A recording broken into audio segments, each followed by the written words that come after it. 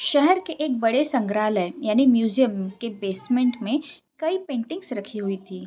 ये वे पेंटिंग्स थी जिन्हें प्रदर्शनी कक्ष में स्थान नहीं मिला था।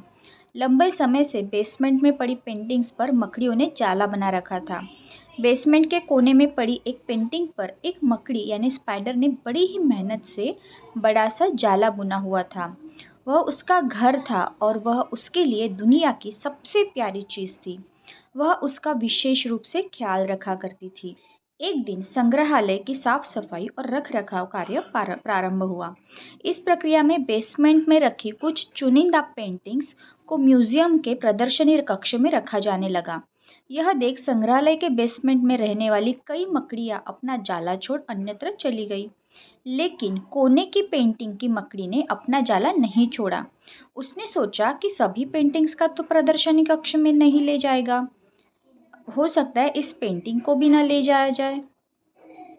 कुछ समय बीतने के बाद बेसमेंट से और अधिक पेंटिंग्स उठाई जाने लगी, लेकिन तब भी मकड़ी ने सोचा कि ये मेरे रहने की सबसे अच्छी जगह है। इससे बेहतर जगह मुझे कहाँ मिल पाएगी। वह अपना घर छोड़ने को तैयार ही नहीं थी, इसीलिए उसने अपना जाला नहीं छोड़ा। लेकिन एक सुबह संग्रहालय के कर्मचारी उस कोने में रखी पेंटिंग को उठाकर ले जाने लगे। अब मकड़ी के पास अपना जाला छोड़कर जाने के अतिरिक्त कोई विकल्प नहीं था। जाला न छोड़ने की स्थिति में वह मारी जाती। बूझे मन से उसने इतनी मेहनत से बनाया अपना जाला छोड़ दिया। संग्रहालय से बाहर निकलने के बाद वह कई दिनों तक इधर उधर भटकती रही। कई परेशानियां से उसे दो चार होना पड़ा। वह बड़ी दुखी रहा करती थी कि उसका खूबसूरत घर भगवान ने उससे छीन लिया और उसे इस मुसीबत में ढकेल दिया। वह संग्रहालय के अपने पुराने घर के बारे में सोचकर और दुखी हो जाती कि उससे अच्छा स्थान अब उसे कभी हासिल नहीं होगा। लेकिन उसे अपने रहने के लिए स्थान तो खोजना ही था, इसलिए वह लगातार प्रयास करती रही। आखिर में एक दिन वह एक सुंदर बगीचे में पहुंची। बगीचे में एक शांत कोना था जो मकड़ी को बहुत पसंद आया। उसने फिर से मेहनत प्रारंभ की और कुछ ही दिनों में पहले से भी सुंदर जाला तैयार कर लिया। यह उसका अब तक का सबसे खूबसूरत घर था। अब वह खुश थी कि जो हुआ अच्छा ही हुआ, अन्यथा वह इतने सुंदर स्थान पर इतने सुंदर घर में कभी नहीं रह पाती। वह खुशी खुशी वहाँ रहने लगी।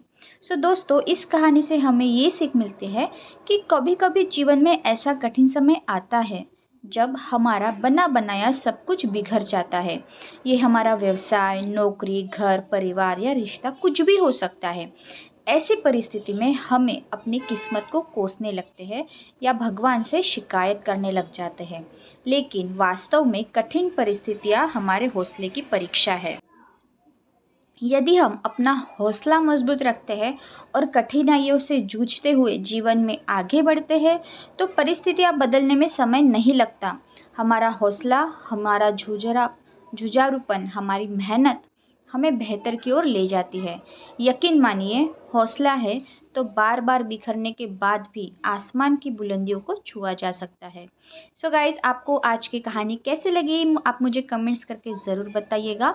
और मैं आपसे मिलती हूँ नेक्स्ट वीडियो में कुछ और नई प्रेरणादायक कहानी के साथ। तब तक आप अपना ख्याल रखिए, अपनी फैमिली का भी ख्याल रखिए। Thank you everyone, thank you for watching.